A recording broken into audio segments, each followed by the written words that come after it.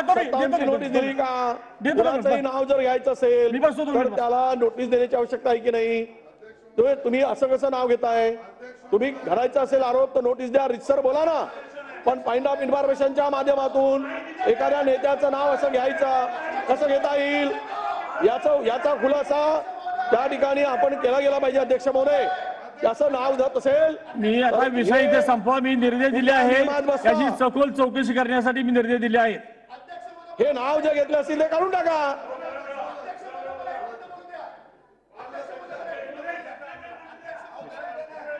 अध्यक्ष महोदय, दोन मिनिट. सन्माननीय विरोधी पक्ष नेते म्हणाले, दोन मिनिट. अध्यक्ष महोदय, म्हणजे माझी त्यांच्याकडनं अपेक्षा ते पहिल्या वाक्यात म्हणाले की कोणी याचं समर्थन करणार नाही. किती जातीयवाचक असता येईल याचा कळस झाला.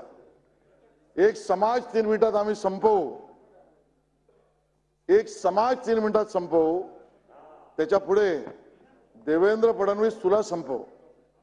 अध्यक्ष महोदय, तक्रार केली युवा सेनेच्या पदाधिकाऱ्यांनी, त्याचं इन्व्हेस्टिगेशन झालं, त्यात हा योगेश सावंत सापडला. तो योगेश सावंत स्वतः म्हणतो मी राष्ट्रवादी काँग्रेसचा शरदचंद्र गटाचा पदाधिकारी आहे, आयटी सेलचा. तो सापडला. त्याच्यानंतर ज्या सदस्याचं नाव त्यांनी शरदचंद्र पवार गटाचा म्हटलंय, शरद पवारांचं नाव नाही घेतलं, त्यांच्या पक्षाचं नाव घेतलंय. आणि त्यामुळे माननीय विरोधी पक्ष नेत्यांना कदाचित हा चेक करा तुम्ही, ते बोललेत राष्ट्रवादी काँग्रेस शरदचंद्र गट हे बोललेत. अध्यक्ष महोदय, रोहित पवारांनी स्वतः सिनियर इन्स्पेक्टरला फोन केला. अध्यक्ष महोदय, काय संबंध? अध्यक्ष महोदय, या जातीवाचक शब्दाला उपमुख्यमंत्र्याला संपव. आणि म्हणून आम्ही म्हटलं अध्यक्ष महोदय, मराठा समाज शांततेने आंदोलन करतो. जारांगे पाटलांच्या आंदोलनाला सुरुवातीपासून आम्ही त्या ठिकाणी त्यांच्या बाजूनेच भूमिका घेतली. ज्या वेळेला आमच्या लक्षात येत आहे की या मागे राजकीय हस्तक्षेप आहे, बोलवता धनी कोण आहे, टपाटपा सगळ्या गोष्टी बाहेर येतात. आता त्याचा ऍड्रेस सुद्धा बारामतीच्या मतदारसंघातला योगेश सावंतचा. हे काय चालू आहे अध्यक्ष महोदय?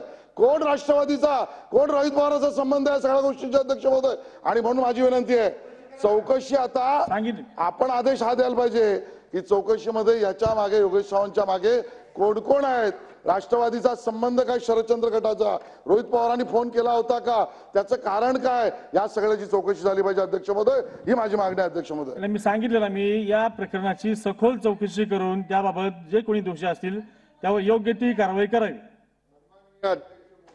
आपण ज्या पद्धतीने निर्देश दिलेले आहेत त्यांनी सन्माननीय सदस्य शेलार साहेबांनी जे मुद्दे उपस्थित केलेले आहेत ते सगळे रेकॉर्डवरती आहेत.